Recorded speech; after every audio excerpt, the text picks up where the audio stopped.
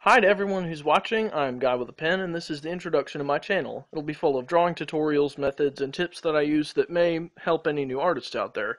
I'm by no means an expert. In fact, many of my drawings may just be doodles or rough, unrefined sketches, but I'm just here to have fun, and if you can get anything useful from my videos, then more power to you. Feel free to put requests for future drawings in the comments or comments about the drawings themselves. Now I'm going to draw first to launch my channel. It's going to be a floating island. Now, my drawing mechanics go something like this. I start with a rough outline of whatever I'm going to draw, whether it be a person or a floating island in this instance.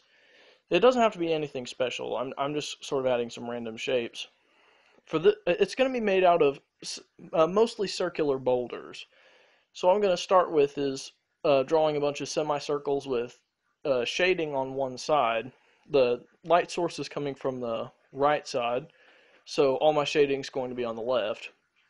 So you can see I started with those so I can make them darker.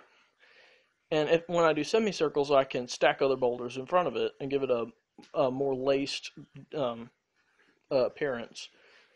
Boulders are kind of stuffed together, floating on a magnetic field. I'm going to put some trees on top. Now, I've never been too good with leaves, so you'll have to bear with me on this one here. I'll just give the trees, they've kind of molded together over time like trees do, so I'm going to make the shapes all mold together.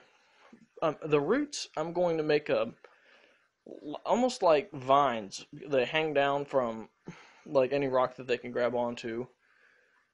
It gives it a really cool feel to the drawing once it's done. And I've also got soil between the rocks. Not only does it hold them together, but it gives the trees something to grab onto. And some more shading. Things that give it a 3D, what's the word? A 3D shaded appearance. I've got some rocks floating underneath. That really sells the fact that the island is floating. I use about 45-degree hatching for my drawings. That really helps with shading, because if you want to get darker in one spot, you can do the same hatch pattern but go over it another time. So anything on the edge facing away from your light source, you're going to want to make even darker. Now that'd be really cool to put a guy fishing. It's a floating island with a small pond in the middle, so I'm just going to add this guy with a fishing pole. It adds like a mystical look to it. Almost magical look. So I'll work on the stream. You can see it's kind of a sharp contrast from perfectly round boulders to ones with a very sharp semicircular shape cut out of them. It gives the appearance that there's water there. And a fishing line, ripples in the water where it's touching. And yeah, that looks pretty good. Adding some dots, like speckles, dirt maybe, to the island. And give it a more rocky, dirty feeling. More roots and maybe some moss or algae or something hanging down. It gives it the impression that it's dangling, hanging, suspended in the air. Now, the vehicle that he got there on is this really cool airspeeder that I've been working on. I call it Sprinter. It's got 3 engines on top, all mounted into one pod. It's got a motorcycle controls. The pilot hangs down on the bottom. It's got a gun turret mounted in between them. It's got antenna, heads-up display, and some vents on the back.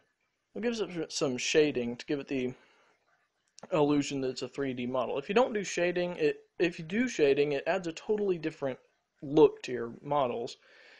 Make a tow rope so it doesn't float away from him while he's fishing. And clean that up a little bit.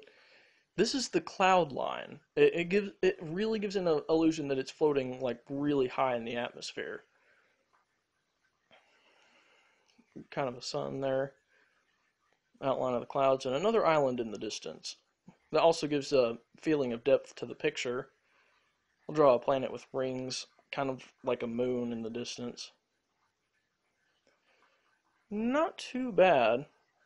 Guy with a Pen, February 2015. This video was shot at 4 times the speed, and the only tools I used were just a basic art notebook and a black pen. That'll be trademarked for my videos. Thank you for watching.